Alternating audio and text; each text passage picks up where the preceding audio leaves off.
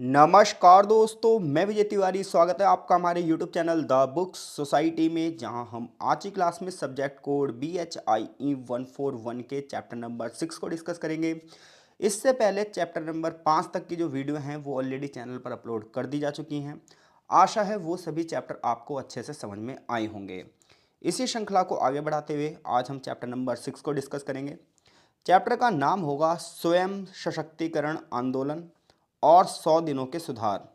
यानी कि इस चैप्टर में हमें यह पढ़ाया जाएगा कि 1860 के बाद चीन में वो कौन सी परिस्थितियां बनी जिसके परिणाम स्वरूप चीन में स्वयं सशक्तिकरण आंदोलन को चलाना पड़ा, और फिर उसके बाद 1890 के आसपास वो कौन सी परिस्थितियां बनी जिसकी वजह से चीन में 100 दिनों के सुधार हुए।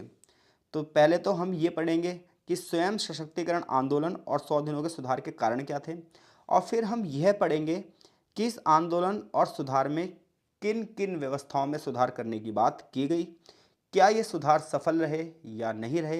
ये तमाम चीज़ें हमें इस चैप्टर में पढ़ाई जाएंगी। तो चलिए शुरू करते हैं हम अपने चैप्टर को। सबसे पहले चैप्टर में एक प्रस्तावना दी गई है जो कि कुल मिलाकर हमें यही बताने वाली है कि आगे हम चैप्टर में क्या करेंगे। तो चैप्टर की जो शुरुआत है वो यहाँ से है। स्वयं सशक्तिकरण आंदोलन, यह 2 चरणों में आंदोलन हुआ जिसके हम पहले चरण को सबसे पहले डिस्कस करेंगे। तो देखो, जब आप 19th सेंचुरी के मिड की चाइना की हिस्ट्री को पढ़ते हो, जो कि अभी तक हमने 5 चैप्टर में पढ़ी है, तो उसमें आपको 2 बड़ी चीज़ें दिखाई देंगी। पहली चीज़ दिखाई देगी 2 अफीम युद्ध। तो आपको पता है पहला अफीम युद्ध कब लड़ा गया था? 1839 में। तो पहला अफीम युद्ध कब हुआ था? 1839 से लेकर 1842 तक। दूसरा जो अफीम युद्ध है वो कब से कब तक चला था? तो दूसरा अफीम जो युद्ध है वो 1858 से लेकर 1860 तक चला। तो 19th सेंचुरी के मध्य में कितने अफीम युद्ध हुए थे? 2 अफीम युद्ध हुए थे। ये हमने पहले पढ़ रखा है। पहला अफीम युद्ध 1839 से 42, दूसरा अफीम युद्ध 1858 से लेकर 60 तक। और फिर आपने ये पढ़ा कि एक बहुत बड़ा किसान विद्रोह चला था चीन में, और इस विद्रोह को हम ताइपिंग विद्रोह के नाम से जानते हैं। और आपको पता है ताइपिंग विद्रोह टोटल कितने सालों तक चला था? 13 सालों तक चला था। और ये विद्रोह कब से कब तक हुआ था? 1851 से लेकर 1864 तक। तो 19th सेंचुरी के मध्य में जो है चीन में 2 बड़ी घटनाएं घटी। एक 2 अफीम युद्ध हुए खतरनाक रूप से, और फिर ताइपिंग विद्रोह हुआ जिसने चीन की राजनीतिक व्यवस्था को बिल्कुल पलट दिया। इसके साथ साथ एक और घटना घट रही थी चीन में। वो घटना ये घट रही थी कि जो यूरोपियंस थे वो बड़े पैमाने पर चीन के अंदर इंटरफेयर कर रहे थे। तो अगर हम यूरोपियंस की बात करें तो उसमें फ्रांस था, जर्मनी था, फिर इधर से आपको पता है रशिया था, उधर यूएसए था, ठीक है। फिर आगे चलकर जापान भी यहाँ पर इंटरफेयर करेगा। तो इस तरीके से हम ये देख सकते हैं कि जो 19th सेंचुरी का चीन है वो बड़ा उथल पुथल वाला है। एक तरफ अफीम युद्ध हो रहे हैं, फिर ताइपिंग विद्रोह हो रहा है, फिर हमने जो है लास्ट चैप्टर में बॉक्सर विद्रोह को भी पढ़ा था, और इधर यूरोपियन शक्तियाँ जो है अपना काम बना रही हैं और चीन के अंदर घुसपैठ करती जा रही हैं। ऐसे में चीन इतनी सारी चुनौतियों का एक साथ सामना कर रहा है। और उस समय चीन में सत्ता किसकी है? छिंग वंश की। ये बात हम पहले ही पढ़ चुके हैं। छिंग वंश में एक नया राजा आया जिसका नाम था तोंगझी। जब ये तोंगझी राजा बना, तोंगझी का जो शासन है वो 1860 से लेकर 1861 से लेकर 74 तक चला। यानी कि दूसरा अफीम युद्ध जब खत्म हुआ तो उस समय तोंगझी का शासन शुरू हुआ, और ये 1861 से लेकर 1874 तक चला। तो जब ये तोंगझी राजा बना तो इसने ये सोचा यार कि चीन मेरा हर तरफ से समस्याओं को झेल रहा है। कभी विद्रोह हो रहे हैं, कभी अफीम युद्ध हो रहे हैं, कभी जो बाहरी शक्तियाँ ये इंटरफेयर कर रही हैं। तो मैं कुछ ऐसा करूं जो चीन मजबूत हो सके, और इसके लिए मुझे कुछ सुधार करने होंगे। ऐसा कौन सोच रहा है? ये बंदा तोंगझी। तो तोंगझी जो सुधार करेगा इसलिए इसे तोंगझी पुनर्स्थापना कहा जाएगा। तो छिंग वंश का शासन है, राजा का नाम क्या है? तोंगझी। और तोंगझी क्या सोच रहा है कि मैं चीन में कुछ सुधार करूं ताकि चीन जो ये बाहरी शक्तियां हैं इन बाहरी शक्तियों से लोहा ले सके, इन बाहरी शक्तियों से लड़ सके, इन बाहरी शक्तियों का मुकाबला कर सके। ऐसे में ये तोंगझी है, ये सबसे पहले क्या करेगा? सबसे पहले राजनीति को मजबूत करेगा। और राजनीति को मजबूत करने का मतलब था अपनी शक्ति को फिर से स्थापित करेगा, छिंग शक्ति को फिर से स्थापित करेगा। तो जैसा कि आप सभी को पता है अफीम युद्ध और ताइपिंग विद्रोह के बाद राज्य की शक्ति में कमी आ चुकी थी। जो छिंग वंश की शान और शौकत है वो खत्म हो चुकी थी। ऐसा लगने लगा था कि छिंग वंश बहुत कमजोर हो चुका है और इसे कोई भी हरा सकता है। ऐसे में जब ये राजा बना तोंगझी, तो सबसे पहले इसने क्या करा? राज्य की शक्ति को फिर से स्थापित करना इसने अपने मेन उद्देश्य बना दिया। और जो पहले चीन में कन्फ्यूशियस धर्म चलता था, कन्फ्यूशियसवाद चलता था, ये इसे वापस से लेकर आया। तो आपको पता है चीन में पहले कन्फ्यूशियसवाद चलता था, फिर जब बाहरी लोग आए तो उन्होंने क्रिश्चियनिटी को बढ़ावा दिया। तो इसने ही सोचा, किसने? तोंगझी ने, तोंगजी ने कहा कि पहले तो मैं राज्य की शक्ति वापस लेके आऊँगा, कन्फ्यूशियस धर्म को वापस लेके आऊँगा। तो वैसे तो देखा जाए पुनर्स्थापना में कुछ भी नया नहीं है, और देखा जाए तो बस बात यह है कि जो पुरानी चीज़ें हैं उसे ही लेकर आया जा रहा है। तो वास्तविकता ये है कि चीनी इतिहास में ऐसे पहले भी प्रयास हो चुके थे, इसने कोई नई चीज़ नहीं करी है। तो अगर हम बात करें तोंगजी पुनर्स्थापना की, तो तोंगजी पुनर्स्थापना कोई नई चीज़ नहीं है। बस बात यह है कि जो पहले की शान और शौकत है चीन की, वो वापस आ सके और पश्चिमी देशों का ही मुकाबला कर सकें। इस बंदे ने इस चीज़ के लिए एक आंदोलन चलाया जिसे हम स्वयं शक्तिकरण आंदोलन कहते हैं, और चीन की भाषा में इसे जिंग कियांग ब्यूनडोंग कहेंगे। तो जिंग कियांग ब्यूनडोंग का मतलब है स्वयं सशक्तिकरण, और सशक्तिकरण शब्द का मतलब होता है एम्पावरमेंट इंग्लिश में, और एम्पावरमेंट का मतलब होता है कि जो पिछड़ा है उसे क्या करना है, हमें मजबूत करना है और समाज की धारा मिलाना है। तो जैसा कि आपको पता है, ब्रिटेन, फ्रांस, जर्मनी, जापान, रूस, अमेरिका, ये सब चीन को कंट्रोल करने की कोशिश करना चाहते थे। ऐसे में चीन ने कहा कि हम खुद को मजबूत बनाएंगे ताकि इन सब से हम मुकाबला कर सकें। खुद को मजबूत करने का मतलब ये था कि हमें सबसे पहले जितनी भी चीज़ें, जितनी व्यवस्थाएं बेकार हो चुकी हैं, उनको आधुनिकता के आधार पर फिर से सेटअप करना है, यानी कि समाज को आधुनिकीकरण पर लेकर आना है। जो हमारे हथियार उद्योग हैं, वो पुराने हथियारों को छोड़कर नई टेक्नोलॉजी के अधिकार हथियार जो हैं उन्हें अपनाना है, यानी कि हथियारों का आधुनिकीकरण करना है। तो 1870 से लेकर 1880 के बीच में बड़े पैमाने पर उद्योगों का आधुनिकीकरण किया गया, कम्युनिकेशन सिस्टम यानी कि संचार व्यवस्था का आधुनिकीकरण किया गया, और एजुकेशन जैसे क्षेत्रों में आधुनिकीकरण किया गया। तो जब आपसे पूछा जाए स्वयं सशक्तिकरण जो आंदोलन चला, या फिर जिग कियांग ब्यूनडुंग जो आंदोलन चला, इसमें इन्होंने सबसे पहले क्या करा, तो इन्होंने कहा कि हम हर चीज़ को क्या करेंगे, मॉडर्निटी के हिसाब से सेटअप करेंगे, यानी कि जो चीज़ें 100-200 साल पुरानी चल रही है, अब उसमें जो जो सुधार है हम वहाँ सुधार करेंगे। अपने उद्योगों में सुधार करेंगे, हथियार उद्योगों में सुधार करेंगे, कम्युनिकेशन सिस्टम में सुधार करेंगे, शिक्षा में सुधार करेंगे। अब वो कुछ लोग भी तो होंगे जो इन सुधारों को आगे बढ़ाएंगे, क्योंकि बिना लीडर के तो कोई आंदोलन चल ही नहीं सकता, बिना लोगों के तो कोई सुधार हो ही नहीं सकता। तो हमेशा जो बुद्धिमान लोग होते हैं वो समाज में सुधार लेकर आते हैं, और इन बुद्धिमान लोगों की अगर बात करें तो एक राजा था जिसका नाम था शियान फेंग। तो शियान फेंग का एक भाई था जिसका नाम था गोंग। तो राजकुमार गोंग, इसकी बात करें तो ये मिनिस्ट्री में था पहले ही। इसके अलावा नागरिक कार्यों के मंत्रालय के अध्यक्ष बेन शियांग नाम का एक व्यक्ति था। इन लोगों ने सबसे पहले कुछ कार्यक्रम बनाए, कुछ पॉलिसी लेकर आए जो चीन के फायदे के लिए थी। तो जब आप चीन की पुनर्स्थापना की बात करोगे, चीन में एम्पावरमेंट की बात करोगे, चीन को मजबूती की ओर ले जाने की बात करोगे, तब तक आपको 4-5 नाम याद रखने पड़ेंगे। तो चीन को आगे बढ़ाने में जो सबसे पहले पॉलिसी बना रहा है वो एक बंदा है राजकुमार गोंग, और दूसरा बंदा है बेन शियांग। फिर एक और बहुत बड़ा अधिकारी आएगा जिसे हमने ताइपिंग विद्रोह वाले चैप्टर में पढ़ा था, उसका नाम था जेंग गुओफोन। ऐसी एक और बंदा होगा जिसका नाम होगा जुओ जोंग तांग। ये सारे बड़े बड़े अधिकारी होंगे, प्रशासनिक अधिकारी होंगे, और ये कहेंगे कि हमें कहीं ना कहीं चीन की कृषि व्यवस्था में, औद्योगिक व्यवस्था में, राजनीतिक व्यवस्था में सुधार लाने हैं, और सुधार किस तरीके से लाने हैं वो भी ये बताएंगे। ऐसी एक और अधिकारी आएगा जिसका नाम होगा ली होंगजोंग। ये क्या करेगा, ये चाइना के विदेशों के साथ संबंधों को स्थापित करने की बात करेगा, ये विदेश नीति को बढ़ावा देने की बात करेगा। ये कहेगा कोई भी देश अपने बिना फॉरेन पॉलिसी के आगे नहीं बढ़ सकता। ये सारे के सारे अधिकारियों का नेताओं के साथ अच्छा खासा संबंध था, इनकी मिनिस्ट्री के अंदर अच्छी खासी घुसपैठ थी। तो जब आप चीन में सुधारों की बात करोगे तो मुद्दा ये था, अफीम युद्धों की वजह से, इसके अलावा ताइपिंग विद्रोह की वजह से चीन की अर्थव्यवस्था बिल्कुल बेकार हो चुकी थी, राजनीतिक व्यवस्था बिल्कुल बेकार हो चुकी थी, राजा की कमजोरी सबके सामने आ चुकी थी। बड़ी बड़ी जो महाशक्तियाँ थी ये चीन पर दबाव बना रही थी। ऐसे में एक राजा बनेगा जिसका नाम है तोंगजी। तोंगजी जब राजा बनेगा तो सोचेगा मैं यार चीन की शक्ति को फिर से आगे बढ़ाऊँ, वापस से राजतंत्र की शक्ति को बढ़ावा दूँ, और इसके लिए कहेगा कि कुछ जगह सुधार की आवश्यकता है। इन सुधारों को जिग कियांग ब्यूनडोंग या स्वयं सशक्तिकरण सुधार कहा जाएगा, जिसमें हथियार पर, उद्योगों पर, संचार पर, शिक्षा पर जोर दिया जाएगा, और इसके लिए जो प्रमुख अधिकारियों को सिलेक्ट किया जाएगा कि भाई तुम्हें इस मिशन को अंजाम देना है, वो अधिकारी होंगे राजकुमार गोंग, बैन शियोंग, जेंग गोफॉन, जियो जोंगतोंग, लिये होंगजोंग। तो ये कुछ बड़े बड़े नाम होंगे जो चीन को आगे बढ़ाने की बात करेंगे। अब ये किन क्षेत्रों की बात करेंगे वो सुनो। देखो, जिस टाइम की हम बात कर रहे हैं उस समय अर्थव्यवस्था पूरी तरीके से लगभग हर देश की कृषि पर निर्भर थी, क्योंकि जब आप सन 1800 की बात करते हो तो उस समय इतनी ज़्यादा बड़ी इंडस्ट्रीज़ नहीं लगी थी, मशीनें हल्की फुल्की ही आई थी, ब्रिटेन में औद्योगिक क्रांति हुई ही थी। तो ऐसे में अगर उस समय के दौर की बात करोगे तो चाहे आप चीन की बात करो, चाहे इंडिया की बात करो, चाहे अन्य कंट्रीज़ की बात करो, तो मैक्सिमम नंबर जो उनकी इकोनॉमी का था वो किस पर डिपेंड था, फार्मिंग पर, एग्रीकल्चर पर, यानी कि कृषि पर। तो इन्होंने सोचा कि यार हम सबसे पहले क्या करें, अपना रेवेन्यू बढ़ाएं, क्योंकि भाई देखो कोई भी देश जब भी आगे बढ़ सकता है जब वो दूसरी चीज़ों में इन्वेस्टमेंट करें। अब इन्वेस्टमेंट भी तो जब ही होगा ना जब कहीं से इनकम आएगी, और इनकम कहाँ से आ रही थी, कृषि से। तो ऐसे में इन्होंने क्या करा, सबसे पहले इन्होंने ये सोचा कि हम जो हमारी फार्मिंग एरिया है हम उसमें सुधार करेंगे, जो जो कमियां वहाँ पर आई हैं। तो अगर हम बात करें सुधारों की ज़रूरत ही क्यों थी कृषि अर्थव्यवस्था में, तो उसका कारण क्या था, सुनो। 19वीं सेंचुरी की जब चाइना की हिस्ट्री पढ़ोगे तो आपको पता चलेगा कि चीन की जनता बहुत ही ज़्यादा निर्धन थी, बहुत ही गरीब थी।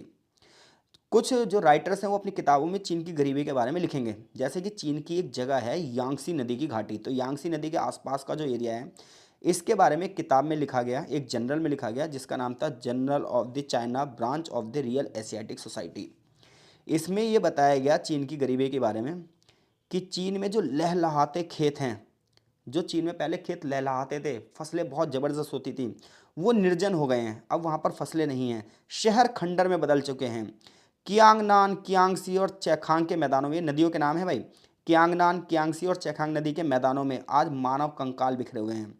इन मैदानों की नदियां कंकालों के भरने से दूषित हो चुकी हैं, यानी कि इतना कुपोषण फैल गया है, इतने लोग मारे जा चुके हैं, बड़े पैमाने पर क्या है, अकाल फूट रहा है।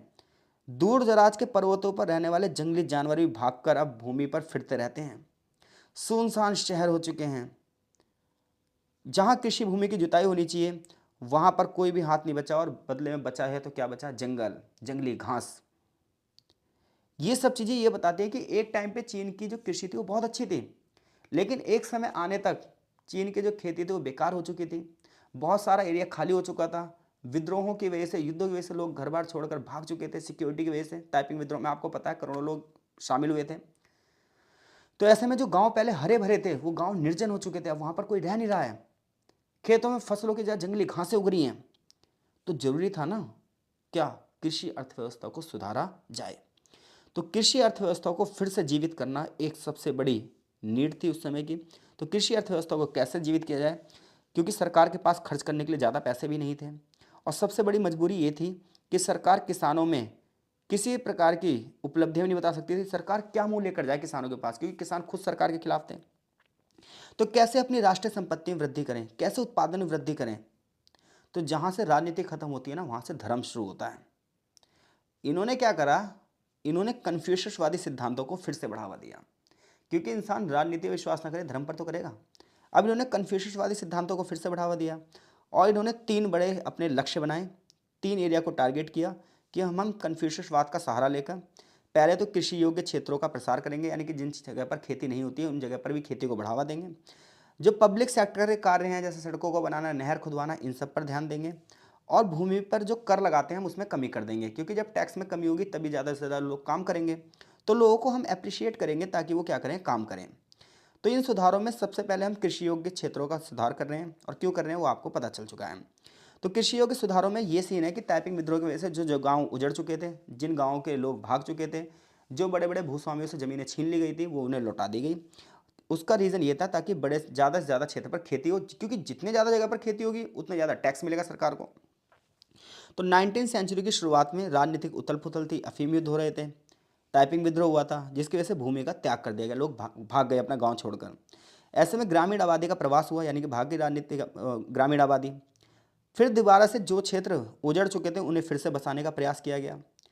सेना की वजह से सैनिकों की जो खेती थी उन्हें जमीन दे दिया गया, किसानों को संपन्न बनाया गया, ऐसे क्षेत्रों में बसने को उत्साहित किया गया। फॉर एग्जाम्पल एक जगह थी जियांगशी प्रांत। जियांगशी प्रांत में पहले जनसंख्या सिर्फ 8,000 थी, लेकिन लोगों को बसा बसा कर यहाँ की जनसंख्या दबादब 40,000 कर दी गई। तो सरकार इसलिए ऐसा कर रही है कि जो जितने ज़्यादा लोग होंगे उतने ज़्यादा वो काम करेंगे, जो खेत खाली पड़े हैं उन पर भी क्या होगी, खेती की जा सके, और रेवेन्यू को बढ़ावा दिया जाएगा, टैक्स को बढ़ावा दिया जाएगा। लेकिन इस नीति के जो परिणाम थे वो हर जगह समान नहीं थे। जैसे कुछ एरिया तो आगे बढ़ गए और कुछ एरिया पीछे रह गए। जैसे जियांगशी, अनहुई, फुजियान, जेनजियांग जैसे जो प्रांत थे, यहाँ पर जो किसान, इनके पास छोटे छोटे खेत थे, और देखो खेत छोटे होंगे तो उपज भी क्या होगी, कम होगी, क्योंकि वहाँ पर लागत जाएगी।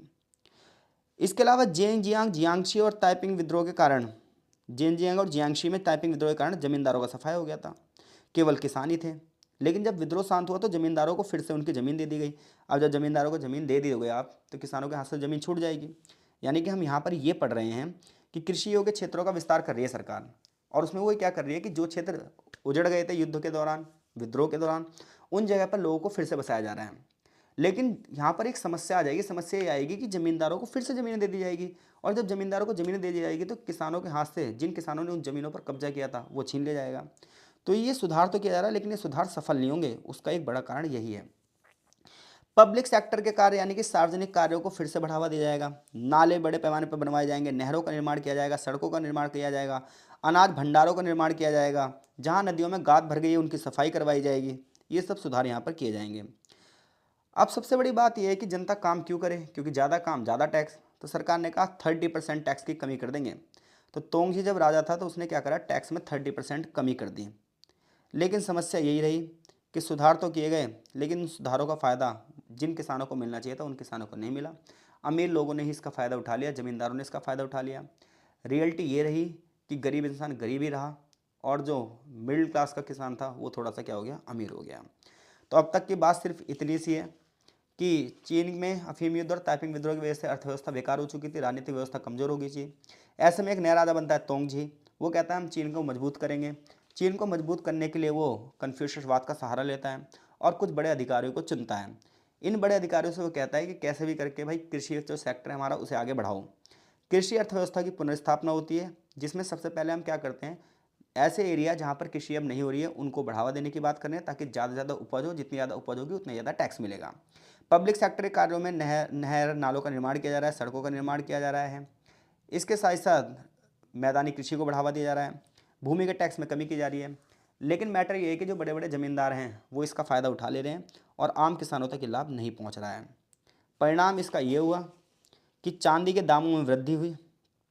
चांदी के दामों में वृद्धि हुई तो महंगाई बढ़ गई। जिनको लाभ मिल सकता था उन्हें वो लाभ नहीं मिला। भूमि के प्रमाण को दर्ज नहीं किया गया, ना ही प्रकाशित किया गया कि किसको आप ज़मीन रजिस्टर्ड कर रहे हो, किसको ज़मीन नहीं रजिस्टर्ड कर रहे हो। लगान में दिखाने के लिए तो 30% कटौती हुई, लेकिन गरीब से उतना ही वसूलते रहे। ऐसे जो किसान काश्तकार थे उन्हें सुधार के क्षेत्र से अलग कर दिया, यानी कि ऐसे किसान जो खेती के साथ साथ छोटे मोटे काम भी करते थे उन्हें सुधार में नहीं रखा गया। परिणाम ये हुआ कि व्यवस्था वैसे की वैसी रही और जो सुधार होने चाहिए थे वो सुधार नहीं हो पाए। इसके अलावा सरकार ने किलेबंदी करी। ये हुआ कि हर जगह तक खाद्यान्न की आपूर्ति हो। इसके अलावा बड़ी बड़ी जहाज कंपनियां बनानी शुरू करी। 1872 में China merchants steam navigation company की शुरुआत की गई ताकि जल परिवहन को बढ़ावा दिया जाए। अब नावों की जगह बड़े बड़े जहाज दौड़ने लगे। सारांश कुल मिलाकर ये है कि इस दौरान जो अर्थव्यवस्था को सुधार किया जा रहा है उसमें कोई नयापन नहीं है। ये नहीं कि कोई इन्फॉर्मेशन टेक्नोलॉजी हो, जिस तरीके से ब्रिटेन में औद्योगिक क्रांति हो ऐसा कुछ हो, ऐसा नहीं है। जो चीन में पुरानी चीज़ें हैं वही कृषि की अर्थव्यवस्था को बढ़ावा देना, कृषि क्षेत्रों को बढ़ावा देना, जहाज कंपनियों को लगाना, ये तो पहले से भी चीन में होता ही था। तो कुछ नया नहीं हुआ, बस पुरानी चीज़ों को फिर से और बढ़ावा देने की सिर्फ बात की गई। अब देखो, किसी भी देश का वास्तविक धन वहाँ के लोग होते हैं। तो तोंगजी के टाइम पर क्या होगा, हम इस चीज़ पर भी ध्यान देंगे, यानी कि तोंगजी इस चीज़ पर भी ध्यान देगा कि नागरिक सत्ता को फिर से बढ़ावा दिया जाए, क्योंकि राज्य और प्रशासन बहुत कमज़ोर हो चुका था। तो तोंगजी ने पता क्या कहा, तोंगजी ने ये कहा कि देखो भाई, पहले कोई एग्जाम वगैरह नहीं होता था, जो बंदा ताकतवर होता था उसी को सरकारी नौकरी मिल जाती थी। इसलिए हम ये चाहते हैं कि योग्य लोग आएँ सरकारी नौकरियों में, इसके लिए एग्जामिनेशन होना चाहिए। तो इस प्रशासन काल में सबसे बड़ी बात ये हुई, ये सुधार हुआ कि इसमें नौकरशाही के लिए यानी कि ब्यूरोक्रेट्स के लिए, योग्य लोगों की भर्ती के लिए परीक्षा के महत्व को लोगों के अंदर बढ़ाया गया। उन्होंने कहा देखो भाई, परीक्षा होगी तो परीक्षा में जो बंदा पास होगा वो आएगा, इससे योग्य लोग आएंगे। अभी तक क्या है, जिसकी ताकत है, जिसकी लाठी है उसी की भैंस है, जिसके पास ताकत है वही बंदा क्या कर रहा है, सरकारी जो पद है वो गिरफ्त में ले ले रहा है। तो एक ना परीक्षा प्रणाली होनी चाहिए। तो इस परीक्षा प्रणालियों को शुरू करेगा, लेकिन जब ये परीक्षा प्रणाली शुरू होगी यहाँ पर ही भ्रष्टाचार शुरू हो जाएगा। डिग्रियों और पदों को बेचने में कटौती करने के प्रयास तो किए जाएंगे, लेकिन ऐसा होगा नहीं। फिर भी ये विचार थोड़ा सा अच्छा था कि परीक्षाएं होनी चाहिए, ये भी सुधार किया गया। अगला सुधार ये किया गया कि पश्चिम के देश आगे बढ़ रहे हैं, तो क्यों ना पश्चिम के देशों से सीखकर खुद को आगे बढ़ाया जाए, पश्चिम के देशों के साथ संबंध बनाया जाए, एक नई डिप्लोमेसी बनाई जाए। तो जो राजकुमार गोंग थे, बेन शियांग थे, ली होंग जोंग थे, ये कुछ नेता इस बात को समझ रहे थे कि विदेशी लोग चीन में क्यों बैठ बिठा रहे हैं, क्योंकि वो हमसे ज़्यादा मजबूत हैं। अगर हमें उनके जैसा मजबूत होना होगा तो हमें पहले उनसे कुछ सीखना होगा। तो इन लोगों ने जोंगली योमेन नाम की एक संस्था की स्थापना करी। इस संस्था का ये काम था कि जितने भी विदेशी व्यापार है इसको कंट्रोल करेगी और इसकी जांच भी करेगी। इसके अलावा एक किताब पढ़ेंगे अगर आप, एलिमेंट ऑफ इंटरनेशनल लॉ, तो इस किताब में आपको इंटरनेशनल लॉ के बारे में पता चल जाएगा। और चीन के लोग इस किताब को इसलिए पढ़ रहे हैं ताकि उन्हें भी ये पता चल पाए कि यार आखिर अंतर्राष्ट्रीय नियम है क्या, कहीं ऐसा तो नहीं है कि ये जो बाहर के लोग हैं हमारे साथ इन नियमों के साथ छेड़छाड़ कर रहे हैं। आगे चलकर इस किताब का 1864 में चीन की भाषा में अनुवाद हुआ, ट्रांसलेशन हुआ, और फिर इन्होंने देखा कि ये किस तरीके से जो ब्रिटिशर्स हैं, फ्रेंच लोग हैं, जर्मन लोग हैं, रशियन लोग जो हैं, अमेरिकन जो लोग हैं, ये किस तरीके से चीन का फ़ायदा उठा रहे हैं, क्योंकि इन्हें नॉलेज ही नहीं थी। तो कृषि क्षेत्र में सुधार किया गया, नागरिक सत्ता में सुधार किया गया, पश्चिम की ओर नई डिप्लोमेसी की बात करी गई, स्वयं सशक्तिकरण को अंत में बहुत ज़्यादा बढ़ावा दिया जाएगा। इससे विदेशी, देखो स्वयं सशक्तिकरण का मतलब ये है कि हमारा देश किसी पर डिपेंड ना रहे, किसी भी तरीके से अपने देश को हमें क्या करना है, सेल्फ डिपेंडेंट यानी कि आत्मनिर्भर बनाना है। तो कोई देश जितना ज़्यादा आत्मनिर्भर होगा वो उतना ही ज़्यादा मजबूत होगा। चीन की समस्या ये थी कि वो आत्मनिर्भर नहीं था, वो पूरी तरीके से विदेशी चंगुल में फंस चुका था। विदेशी कंपनियां चीन को पूरी तरीके से अपने कंट्रोल में लेना शुरू कर चुकी थी। अब कोई देश आत्मनिर्भर कैसे बनेगा? सीधी सी बात है, जो सामान उसे बाहर से खरीदना पड़ रहा है वो उन सामानों को क्या करेगा, अपने देश में बनाना शुरू करेगा। तो उसके लिए वो क्या करेगा, फैक्ट्री लगाना शुरू करेगा, उद्योग लगाना शुरू करेगा। चीन ने भी यही शुरू करा। चीन ने क्या करा, विदेशी मामलों के आंदोलन नाम दिया और बड़े पैमाने पर औद्योगिक मशीनें लगाई जाने लगी, हथियारों के उद्योग की स्थापना होने लगी, संपदा और शक्ति को प्राप्त करने के लिए बड़े पैमाने पर उद्योग की स्थापना होने लगी। लेकिन एक तरफ तो उद्योग की स्थापना हो रही है, लेकिन कुछ लोग इसका विरोध कर रहे हैं। विरोध इसलिए कर रहे हैं क्योंकि जो लोग पहले हाथों से काम करते थे उनका ये मानना था यार अगर मशीनें आ गई तो ये मशीनें हमारा रोजगार छीन लेंगी। तो उन लोगों ने मशीनों की तोड़फोड़ करनी शुरू करी। ये ना राज्य नीति के सामने दिक्कत आती है, नेताओं के सामने दिक्कत आती है। अगर नेता सुधार ना करे तो भी दिक्कत है, नेता जब सुधार करना चाहे तो भी दिक्कत है, क्योंकि जनता को ऐसी नहीं होती, किसी कोई भी फैसला ऐसा नहीं होता जिसपे जनता सपोर्ट करे। कुछ ना कुछ लोग चुल करने वाले मिल ही जाते हैं। तो एक तरफ मशीनीकरण की जरूरत थी तो दूसरी तरफ लोग मशीन का विरोध भी कर रहे हैं। अब कैसे किया जाए? अब यहाँ पर यह बात हुई कि भैया बाहरी ज्ञान का प्रयोग करो और चीन को ज्ञानी बनाना शुरू करो। चीन के लोगों को अलग अलग भाषाओं की किताब पढ़ाई जानी शुरू कर दी गई। चीन की सेनाओं को फिर से गठित किया गया। बड़े पैमाने पर जो क्षेत्रीय सेनाएं थी यानी कि हर क्षेत्र के आधार पर लोगों की सेना बनाई जाने लगी, उन्हें मजबूत किया जाने लगा। हथियार उद्योग के माध्यम से चीनी हथियारों को आधुनिक किया जाने लगा। बड़े बड़े शस्त्रागार बनाए जाने लगे जहाँ पर शस्त्र बने, जैसे कि एक जगह थी जियाननांग, यहाँ पर जेंग जियो फोन ने 1865 में नए हथियार का कारखाना शुरू कर दिया। नानजिंग शस्त्रागार को भी शुरू किया गया। इसी प्रकार से फुजाओ जहाज कारखाने की स्थापना 1867 में हुई। तो इस प्रकार से हथियार कारखानों की स्थापना होने लगी कि बड़े पैमाने पर सबसे पहले हमें अपनी सेना को मजबूत करना पड़ेगा, ताकि अगर बाहरी शक्तियां सेना के दम पर हमसे कब्जा करना चाहें तो हम पर कब्जा ना कर पाएं। क्योंकि जितना ज़्यादा देश मजबूत करना है उतनी मजबूत हमें सेना करनी होगी, क्योंकि जितनी मजबूत सेना उतना ही मजबूत देश माना जाएगा। आगे चलकर जो स्कूल शुरू हुए उन स्कूलों में अंग्रेजी, रूसी और फ्रेंच भाषा को पढ़ना लिखना सिखाया जाने लगा, ताकि उन लोगों के विचारों को हम समझ पाएं। तो अगर आपसे ये पूछा जाए स्वयं सशक्तिकरण आंदोलन के पहले चरण में क्या क्या हुआ, ये सब हमने अभी तक पहला चरण पढ़ा है।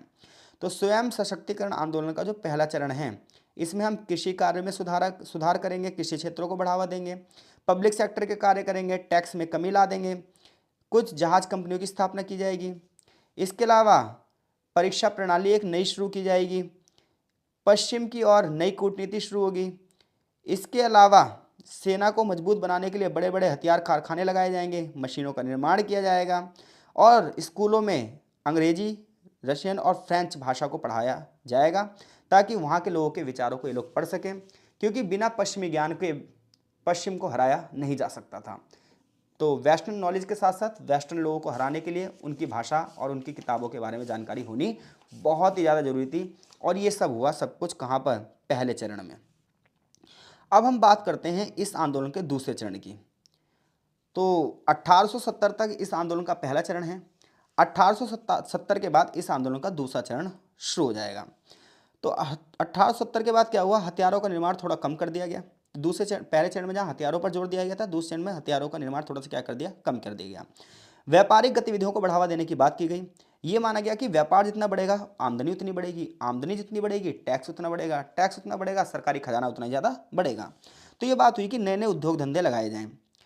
जैसे कि एक अधिकारी थे होंगजोंग, इन्होंने 1872 में लिखा भी था कि संपत्ति और शक्ति को एक साथ ही बढ़ाना पड़ेगा, बिना संपत्ति के शक्ति नहीं बढ़ सकती। ऐसे में ली ने क्वांतु शांगपान शब्द का प्रयोग किया, जिसमें हम सरकार की जांच करेंगे और व्यापारी अपनी अपनी एक्टिविटी करेंगे। यानी कि पहले चरण में जहां हथियारों के निर्माण को बढ़ावा दिया जाएगा, तो दूसरे चरण में यहाँ पर व्यापारिक गतिविधियों को बढ़ावा दिया जाएगा। और ऐसे में 1872 में एक कंपनी बनाई जाएगी और इस कंपनी का नाम होगा China merchants steam navigation company. हर एक बंदे को अप्रिशिएट किया जाएगा, बढ़ावा दिया जाएगा, मोटिवेट किया जाएगा, भाई बिजनेस करो, बिजनेस करो, बिजनेस करो। क्योंकि आत्मनिर्भर देश जब तक नहीं बनता जब तक हर एक बंदा बिजनेस ना करे। अगर बंदा ना नौकरी पाने के उद्देश्य से पढ़ता रहेगा तो नौकरी बन पाएगा, शासक कभी नहीं बन पाएगा। तो ऐसे में देश को गरीबी के जाल से निकालने के लिए हर एक बंदे को रिस्क लेना पड़ेगा और चीन में बिल्कुल यही हुआ। ये प्रयास सफल भी रहा लेकिन ज़्यादा समय तक नहीं चला, क्योंकि ज़्यादातर जो कंपनियां बन रही थी वो ज़्यादातर कंपनियां, जितने भी नौकरशाह थे, जो ब्यूरोक्रेट्स थे, ये इनके हिसाब से ही बन रही थी। जो माइनिंग उद्योग है, खान उद्योग है, वो ऐसे विकसित किया गया कि वो हथियारों के उद्योग की जरूरतों की पूरा करता था। यानी कि जो लोहे की खानें थी, कोयले की खानें थी, इन सब पर धीरे धीरे करके जो सरकारी अधिकारी थे वो कब्जा करने लगे। कह रहा है व्यापारियों की जो कार्यवाही थी उसका फायदा वाकई में उन लोगों को नहीं मिल पा रहा था जिन लोगों को मिलना चाहिए। अमीर लोग अमीर होते जा रहे थे और गरीब लोग गरीब होते जा रहे थे। बड़े पैमाने पर कपड़ा उद्योग शुरू हुआ। अब जब कपड़ा उद्योग शुरू हुआ तो इसमें कंपटीशन हो गया, क्योंकि एक तरफ सरकारी अधिकारियों के उद्योग थे और एक तरफ प्राइवेट उद्योग थे। अब ऐसे में सरकारी अधिकारी ये सोच रहे थे कि ज़्यादातर उद्योगों पर उनका कब्जा हो जाए ताकि उनकी संपत्ति बढ़ने लग जाए, और इधर प्राइवेट लोग जिनके पास विचार होते हैं उन्हें कुछ भी अधिकारी नहीं मिल रहे थे। परिणाम ये हुआ, कंपटीशन शुरू हुआ। कुछ सरकारी अधिकारी तो ऐसे थे, वो ये तक कहते थे कि जी मशीनों का प्रयोग केवल सार्वजनिक अधिकारी कर सकते हैं। यानी कि मशीन जो लगाएंगे, बड़े बड़े कारखाने लगाएंगे, वो सिर्फ और सिर्फ क्या लगाएंगे, गवर्नमेंट सेक्टर के लोग। यानी कि एक तरफ तो चीन में हम सुधार करना चाह रहे हैं, चीन का राजा तो इनसे सुधार करना चाह रहा है, लेकिन उसी के अधिकारी लालची हो जा रहे हैं, घूसखोरी कर रहे हैं, करप्शन कर रहे हैं। जहां एक तरफ सरकार ये चाह रही है प्राइवेट सेक्टर को बढ़ावा दिया जाए, जहां सरकार एक तरफ ये चाह रही है कि छोटे छोटे उद्योग को लगाया जाए ताकि रोजगार जनरेट हो सके, इनकम बढ़ सके, तो वहीं दूसरी ओर जो सरकार के अधिकारी हैं वो ये सोच रहे हैं कि इन सभी रोजगारों पर हम ही कब्जा कर लें, ये सारे के सारे उद्योग हम ही लगा लें, हम अपनी पर्सनल प्रॉपर्टी को बढ़ावा दें। तो ये बड़ी दिक्कत आती है पर्सनल बनाम नेशनल, कि एक तरफ तो एक राजा है जो राष्ट्रीय संपत्ति को बढ़ावा देने की बात कर रहा है, लेकिन अधिकारी अपनी पर्सनल संपत्ति को बढ़ावा देने की बात कर रहा है। ऐसे में देश कैसे आगे बढ़ पाएगा? और चीन की समस्या यही थी। तो स्वयं सशक्तिकरण आंदोलन का दूसरा चरण जो है, इसमें बड़े पैमाने पर रेलवे व्यवस्था पर बढ़ावा दिया जाएगा, डाक व्यवस्था पर बढ़ावा दिया जाएगा, बाहर की कंपनियों से मदद ली जाएगी और 27 विदेशी कंपनियां रेलवे लाइन बिछाने का यहाँ पर काम करेंगी। बड़े इन विदेशी कंपनियों ने रेलवे लाइन को बिछाने की शुरुआत करी, डाक तार को शुरुआत करी, क्योंकि बिना कम्युनिकेशन और ट्रांसपोर्टेशन के कोई देश आगे नहीं बढ़ सकता। हालांकि कुछ लोगों ने इसका विरोध भी किया। अब देखो, जब आप उद्योगों में सुधार करना चाहते हो, एग्रीकल्चर में सुधार करना चाहते हो, डाक व्यवस्था में सुधार करना चाहते हो, रेलवे लाइन लगाना चाहते हो, और लोग आपका विरोध कर रहे हैं, तो आप लोगों को कैसे समझाओगे? अब मुद्दा आएगा एजुकेशन का। तो बिना एजुकेशन में सुधार के ना किसी और चीज़ में सुधार किया नहीं जा सकता। और यहीं पर हुआ कि चीन में अब स्कूल खोले जा रहे हैं। चीन के स्कूलों में विदेशी भाषा पढ़ाई जाएगी ताकि विदेशी कल्चर को वो समझ पाएं, विदेशी संस्कृति को समझ पाएं। तो विदेशी ज्ञान लेना है, सिर्फ विदेशी नहीं बन जाना है, ऐसा चीन के लोग सोच रहे हैं। तो बड़े पैमाने पर 1880 के बाद से यहाँ पर स्कूल खुलने लगे। 1880 में कैंटन में पश्चिमी ज्ञान की एक संस्था स्थापित की गई। तियानजिन में 1880 में एक टेलीग्राफ स्कूल शुरू हुआ। 1881 में नौसेना स्कूल शुरू हुआ। 1885 में एक सैन्य अकेडमी खोली गई। अमेरिकी शिक्षा प्राप्त करने के लिए 120 चीनी लोगों को अमेरिका में भेजा गया ताकि ये लोग बाहर की नॉलेज लेके और फिर अपने देश के विकास को कर सकें। और बहुत सारे लोग इस शिक्षा से लाभान्वित भी हुए, उन्हें प्रॉफिट भी मिला। जैसे येनफू नाम का एक बंदा था, ये बाहर से पढ़ कर आया और फिर इसने चीन के लोगों को बढ़ावा देने की बात करी। लेकिन जब कोई भी चीज़ आगे बढ़ेगी, नवीनीकरण होगा, मॉडर्नाइजेशन होगा, तो लोग उसका विरोध भी करेंगे। क्योंकि बहुत सारे लोग ये कहेंगे, विदेशी भाषा क्यों पढ़ रहे हो, विदेशी कल्चर क्यों आ रहा है, विदेशी चीज़ें क्यों सीख रहे हो, हमें तो अपने देश को बढ़ावा देना है, हमें तो कन्फ्यूशियसवाद को बढ़ावा देना है। तो हमेशा दो चीज़ें शुरुआत हो गई चीन में भी। चीन में भी कुछ लोगों ने क्या करा, उन लोगों ने ये कहा कि भैया स्वयं सशक्तिकरण आंदोलन तो ठीक है, लेकिन आप ना पश्चिमी सभ्यता को मत ला दो चीन पर, चीनी संस्कृति सबसे अच्छी, चीनी भाषा सबसे अच्छी, तो फ्रेंच क्यों सीखेगा हमारा बच्चा। इसको लेकर यहाँ पर विरोध होने लगा। धार्मिक विश्वास के लोगों को भी डर था कि उनकी सत्ता ना चली जाए, तो ये सब चीज़ में हो रहा था। परिणाम ये हुआ कि कुछ लोगों को इसका फ़ायदा मिला जबकि बहुत सारे लोगों को इसका फ़ायदा नहीं मिला। चीन में पूंजीवाद की शुरुआत हुई, चीन में छोटे छोटे उद्योगों की शुरुआत हुई, चीन की अर्थव्यवस्था को आगे बढ़ावा देने की यहाँ पर बात हुई, लेकिन उतना प्रॉफिट नहीं मिल पाया जितना प्रॉफिट मिलना चाहिए था। 1898 में सुधारों का एक नया दौर शुरू हुआ। 1898 में चीन में सुधारों का दौर इसलिए शुरू होगा क्योंकि यहाँ पर एक बहुत बड़ी घटना घट जाएगी। घटना ये घटेगी कि 1895 में चीन और जापान का युद्ध होगा। चीन और जापान के युद्ध में क्या होगा, जापान चीन को हरा देगा और बहुत बुरी तरीके से हराएगा। उसका जो क्षेत्र है कोरिया वगैरह उस पर भी कब्जा कर लेगा। और इधर वो चीन को ये कहेगा अब इस युद्ध का हर जाना भी दो। करोड़ों रुपए की चीन के ऊपर चेप लगेगी और उसके कुछ क्षेत्र भी जापान कब्जा कर लेगा। कोरिया छीन लिया जाएगा, ठीक है। और एक नई संधि होगी इस युद्ध के बाद जिसे शिमनोस्की की संधि कहते हैं। ये संधि ना चीन के ऊपर बहुत अपमानजनक थी क्योंकि करोड़ों रुपए का पहली बात तो कर्ज लाद दिया गया चीन के ऊपर और फिर उसके कुछ मेन एरिया भी उससे छीन लिए गए। अब ऐसे में चीन के जो लोग हैं वो ये कहेंगे नहीं नहीं ऐसा नहीं होना चाहिए, ये चीन के साथ अन्याय है, जापान गलत कर रहा है। यानी कि जापान एक छोटा सा देश जो है वो इतना पावरफुल हो गया कि चीन को युद्ध में हराता है 1895 में।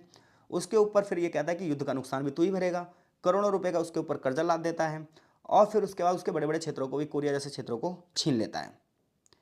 इधर जापान जीतता है तो उधर अमेरिका को लगता है यार ये चीन को तो हम भी जीत सकते हैं, ब्रिटेन को लगता है हम भी जीत सकते हैं, फ्रांस को लगता है हम भी जीत सकते हैं, रूस को लगता है हम भी जीत सकते हैं, जर्मनी को लग रहा है हम भी जीत सकते हैं। अब ये लोग भी ना चीन को एक तरबूज की तरह देखेंगे और ये सोचेंगे इसे जितने हिस्सों में बांट सको बांट लो। अब ये सारी सारी जो महाशक्तियाँ हैं ये चीन को कंट्रोल करने की कोशिश करेंगी। ऐसे में जो चीन की जनता है उनमें जो पढ़े लिखे लोग हैं वो कहेंगे नहीं ऐसा नहीं होना चाहिए। 1894 में एक बंदा था सन यात सेन। सन यात सेन ने ना एक संगठन की स्थापना करी और इस संगठन का नाम रखा शिंग झोंगई। तो सन यात सेन नाम का एक बंदा था जिसने शिंग झोंगई नाम की एक संस्था की स्थापना करी और इसने कहा नहीं हम विदेशी शक्तियों को हटाकर ही दम लेंगे और ऐसा करना किसी लिए इसने विद्रोह किया। लेकिन आगे चलकर सन यात सेन को सोचा गया कि मार दिया जाए तो सन यात सेन भागकर कहाँ चला गया, जापान चला गया। ऐसे एक बंदा था इसका नाम था Kang Youwei. Kang Youwei बड़ा ज़बरदस्त बंदा था। ये ना पेपर देने आया था ब्यूरोक्रेट्स का, यानी कि ये वहाँ का उस समय नौकरशाह बनने के लिए एक परीक्षा देने आया था। जब ये परीक्षा देने आया तो जब क्योंकि जो बंदा भाई करंट अफेयर्स की तैयारी कर रहा है, ब्यूरोक्रेसी की तैयारी कर रहा है तो करंट अफेयर्स तो पढ़ेगा ही पढ़ेगा। और इसने पढ़ा कि भाई जापान ने चीन को हरा दिया है और जापान ना चीन पर एक संधि थोप रहा है। तो इसने भाई सारे बच्चों को इकट्ठा कर लिया और उसने कहा कि नहीं हम सबको मिलकर चीन के राजा को ये कहना पड़ेगा कि वो संधि ना करें। उसने सम्राट कांगशी को एक पत्र लिखा 10,000 वर्ड में और 1300 लोगों के साइन करवाए और इस पत्र में उसने बहुत सारी मांगे रखी। और क्या मांग रखी, छिंगराज से प्रार्थना करी गई कि शिमोनोस्की की संधि पर साइन ना करें। चीन की पराजय के लिए जो भी लोग जिम्मेदार हैं उनको दंड दिया जाए, चीन की सेना को फिर से मजबूत किया जाए, उसे आधुनिक बनाया जाए और युद्ध फिर से लड़ा जाए, बैंकिंग व्यवस्था और डाक व्यवस्था को फिर से सुधार किया जाए, सरकार प्राइवेट उद्योग और व्यापार को बढ़ावा दे, कृषि विज्ञान और आधुनिक विज्ञान को बढ़ावा दिया जाए, स्कूल और लाइब्रेरी को निर्माण किया जाए, परीक्षा प्रणाली में चेंज लाया जाए। ऐसी डिमांड एक छात्र कर रहा है चीन को आगे बढ़ाने के लिए। तो इधर चीन जापान का युद्ध हो रहा है, जापान चीन को हरा दे रहा है, जापान चीन से कह रहा है शिमोनोस्की की संधि पर साइन करो। इधर एक बच्चा जो ब्यूरोक्रेसी का एग्जाम की तैयारी कर रहा है, जब उसे ये बात पता चलती है तो वो 10,000 शब्दों में एक पत्र लिखता है राजा को और 1300 लोगों के साइन करवा लेता है और डिमांड करता है कि युद्ध एक बार फिर शुरू किया जाए, सेना को फिर से मॉडर्नाइजेशन में किया जाए और आप उस संधि पर साइन मत करो, जापान को जो करना है कर ले। लेकिन जब तक ये पत्र राजा तक पहुंचता जब तक साइन हो चुके थे और कुछ हो ना पाया। सुधार आंदोलन में कुछ बड़े नाम आएंगे, जैसा कि अभी एक नाम लिया हमने कांग यूवी, जिसके बारे में अभी हमने पढ़ा है। कांग यूवी की बात करें तो उसका जन्म गुआंगडोंग प्रांत में हुआ था। देखो चैप्टर बड़ा है और आपको ज़्यादा चीज़ें समझ नहीं पड़ेंगी, ठीक है। अब तक हमने बात ये पढ़ी है कि स्वयं सशक्तिकरण जो आंदोलन है वो 2 चरणों में चला है। पहले चरण में हमने कृषि में सुधार की बात करी और जब हम दूसरे चरण की बात करते हैं तो उसमें हमने छोटे छोटे उद्योगों की स्थापना की बात करी, रेल व्यवस्था की बात करी, डाक व्यवस्था की बात करी, एजुकेशन में जो सुधार हो सकते थे उनकी बात करी। कुछ लोग इस चीज़ का विरोध भी कर रहे हैं। फिर हमने 1898 के सुधार की बात करी। ये सुधार इसलिए हुआ क्योंकि जापान से चीन हार चुका था। सुधारों को कौन लोग बढ़ावा दे रहे हैं, अब हम उनकी बात कर रहे हैं क्योंकि कोई लीडर के बिना तो सुधार नहीं हो सकता और ऐसे एक लीडर है कांग यू वी। जन्म होता है गुआंगडोंग में, शिक्षा प्राप्त करता है, शंघाई और हांगकांग जाता है और वहाँ पर वेस्टर्न नॉलेज को ज्ञात करता है और उसके बाद उसने बड़ी बड़ी किताबें लिखनी शुरू कर दी। सिंह शासनकाल के दौरान उसने बहुत सारी किताबें लिखी, कन्फ्यूशनवाद को बढ़ावा देने की बात करी। तो इस तरीके से जो ये बंदा है कांग यूवी, ये सुधार लाना चाह रहा है, कन्फ्यूशनवाद को प्रामाणिकता देना चाह रहा है, ठीक है। और उसकी एक किताब है जिसका नाम है दांतु गशु, जिसमें वो भाईचारे को बढ़ावा देने की बात कर रहा है। कौन, कांग यूवी। ऐसे एक बंदा है यानफू और तान सितोंग। यानफू की किताब है इवोल्यूशन एंड एथिक्स अगर हम बात करें, नहीं माफ़ कीजिएगा, यानफू जो बंदा है इसने एक किताब पढ़ी इवोल्यूशन एंड एथिक्स, ये किताब लिखी हक्सले ने। इसने एक किताब और पढ़ी द वेल्थ ऑफ नेशन जो कि एडम स्मिथ की है। हर्बर्ट स्पेंसर की एक किताब पढ़ी द स्टडी ऑफ सोशियोलॉजी। जब भाई यानफू ने इन किताबों को पढ़ा तो इसमें जो विचार लिखे हुए थे इन विचारों को इसने फैलाना शुरू कर दिया। और इसने कहा भाई देखो, चीन का फिर से दोबारा से जांच की जाए चीन की, और चीन में फिर से सुधार किया जाए, ना सिर्फ राजनीतिक सुधार बल्कि आर्थिक सुधार। ऐसे एक बंदा था तान सितोंग। इसने तो सीधे राजा की जो रूढ़िवादी सोच थी उसी पर प्रहार कर दिया। इसने कहा राजा को तो अपनी पूरी की पूरी सोच ही बदलने की जरूरत है। तो इस तरीके से सुधार आंदोलन शुरू हुआ। और अब हम बात करेंगे 100 दिनों के सुधार की, और ये इस चैप्टर का लास्ट टॉपिक होगा। इसके बाद ये चैप्टर खत्म हो जाएगा। तो थोड़ा सा पेशेंस आपको रखना है और चीज़ों को बहुत आसानी से समझना है। तो देखो, 100 दिनों के सुधार, तो इसका नाम 100 दिनों का सुधार ही क्यों रखा गया, उसका एक कारण है। क्योंकि ये सुधार 11 जून 1898 से शुरू हुए और 16 सितंबर 1898 तक चले। ये सुधार 103 दिनों में लागू किए गए, इसलिए इसे 100 दिनों का सुधार कहा जाता है। सुधार का क्षेत्र क्या था, वही प्रशासन में सुधार करेंगे, शिक्षा में सुधार करेंगे, अर्थव्यवस्था में सुधार करेंगे। इसके अलावा जो बड़े बड़े अधिकारी के पद थे, जो ऐसे अधिकारी थे जो भ्रष्टाचार में लिप्त थे, उन पदों को समाप्त कर दिया गया। जो आर्थिक सहायता मानचुओं को दी जाती थी उसे भी समाप्त कर दिया गया। सभी अधिकारियों और जनता को यह आज्ञा दी गई कि भैया जो भी तुम्हारे मन में सुझाव आए वो सुझाव सीधे राजा को जाकर बताओ। यानी कि जनता को बोलने की आज़ादी दे दी गई कि जिसके पास भी जो भी नए आइडिया आ रहे हैं वो जाके सीधे सम्राट को बताओ। ऐसा इसलिए किया गया ताकि राजा सीधे बाहर के लोगों से जुड़ सकें, जनता की बातें समझ सके, जनता के मन में क्या इच्छाएं चल रही है ये पता चल पाए। पुराने शिक्षा केंद्रों को अब स्कूलों में परिवर्तित कर दिया गया है। बीजिंग यूनिवर्सिटी की स्थापना की गई। विज्ञान और राजनीति को बढ़ावा दिया गया। तो 100 दिनों के सुधारों में क्या किया गया, प्रशासन, शिक्षा और अर्थव्यवस्था में सुधार देने की बात की गई है। राजा साफ साफ कह रहा है कि अधिकारियों से बात मत करो, मुझसे डायरेक्ट बात करो। तुम्हारे मन में अगर किसी भी सुधार की बात आ रही है तो तुम मुझसे कहो, मैं उस सुधार को करूंगा। पहले जो परीक्षा चलती थी चीन में, उस परीक्षा में क्या होता था, 8 हिस्सों में एक निबंध लिखना होता था। जो जितना अच्छा निबंध लिखता था उसे उतना अच्छा पद मिल जाता था। इन्होंने कहा अब इस परीक्षा प्रणाली को खत्म कर देंगे, क्योंकि निबंध तो कोई भी लिख सकता है। अब नए ज्ञान विज्ञान के आधार पर एक नई शिक्षा प्रणाली होगी ताकि लोगों के अंदर नॉलेज बन सके। चैम्बर ऑफ कॉमर्स जैसी संस्थाओं की स्थापना की गई ताकि व्यापार को बढ़ावा दिया जा सके। ये सुधार जो थे, इनका उद्देश्य सिर्फ सत्ता को उखाड़ फेंकना नहीं था, बल्कि एक नए तरीके से चीन को विकास की तरफ ले जाना था। और इसके बाद ही चीन में 1911 में क्रांति होगी, जो कि अगले चैप्टर में पढ़ाई जाएगी। जब भी किसी देश में सुधार होता है तो कुछ लोग इन सुधारों का विरोध करते ही करते हैं, और इन सुधारों का विरोध कर रही थी खुद वहाँ की महारानी, जिसका नाम था सीशी। तो सुधार आंदोलन का विरोध कर रही थी विधवा महासाम्राज्ञी, यानी कि विधवा महारानी सीशी। और ऐसे एक सेनापति था जिसका नाम था युआन शिकाई। इन लोगों ने मिलकर क्या करा, कांक्षी सम्राट को बंदी बना लिया। यानी कि ये राजा बेचारा क्या चाह रहा था, सुधार करना चाहता था, लेकिन एक सीशी नाम की जो महारानी थी वहाँ पर, वो इन सुधारों को नहीं चाहती थी, क्योंकि उसके हाथ से सत्ता निकल रही थी। सेनापति भी नहीं चाहता था। तो इन लोगों ने कांक्षी सम्राट को बंदी बना लिया। जितने भी सुधारवादी थे उन्हें गिरफ्तार कर लिया गया। कांग यूवी और उसके जो घनिष्ठ सहयोगी थे जो सुधार लाना चाहते थे, ये तो फटाफट से निकलकर विदेश भाग गए। तांग सितोंग जो सुधार करना चाह रहा था उसे पकड़ लिया गया और 5 सुधारवादियों को फांसी दे दी गई। तान सितोंग भी चाहता तो विदेश भाग जाता, लेकिन इसने कहा नहीं, बिना रक्त बहाए किसी भी देश में सुधार पूरी नहीं हो सकते, और चीन में अभी तक किसी ने रक्त नहीं बहाया है, और ऐसा करने वाला मैं प्रथम बंदा बनूंगा, क्योंकि क्रांति मांगती है खून। और वो खून कौन देगा, तांग सितोंग। यानी कि एक तरफ तो की चाओ जैसे लोग हैं, कांग यूवी जैसे लोग हैं, वो तो विदेश भाग जा रहे हैं। तांग सितोंग कह रहा है कि अगर मुझे फांसी पे चढ़ना पड़ेगा ना, फांसी पे चढ़ जाऊंगा, लेकिन भागूंगा नहीं। और इसके 5 सहयोगियों को फांसी दी जाती है। सारे सुधार पलट दिए जाते हैं, यानी कि जो भी सुधार किए जा रहे हैं प्रशासन में, शिक्षा में, अर्थव्यवस्था में, उन सबको पलट दिया गया। केवल बीजिंग विश्वविद्यालय को चालू रहने दिया गया। सुधारों के प्रयास में बहुत सारे विरोधाभास थे। सुधारकर्ताओं को जो ध्यान था वो चीन के राजा पर ही केंद्रित था। कुल मिलाकर राजतंत्र को ही विकसित किया जाना था। तो इस चैप्टर में हमने स्वयं सशक्तिकरण आंदोलन पढ़ा, 100 दिनों के सुधार पढ़े, सुधारों के विरोध में क्या प्रतिक्रिया हुई, बेचारे जो सुधारवादी थे या तो उन्हें विदेश को भागना पड़ा या उनकी हत्या करवा दी गई। परिणाम ये रहा, चीन ज्यों के त्यों था। लेकिन जब कहीं आग बुझाई जाती है तो धुआं बहुत देर तक उठता है, और जो जो लोग धुएं को देखते हैं उनके मन में ना आग लगाने की प्रतिक्रिया फिर से आ जाती है।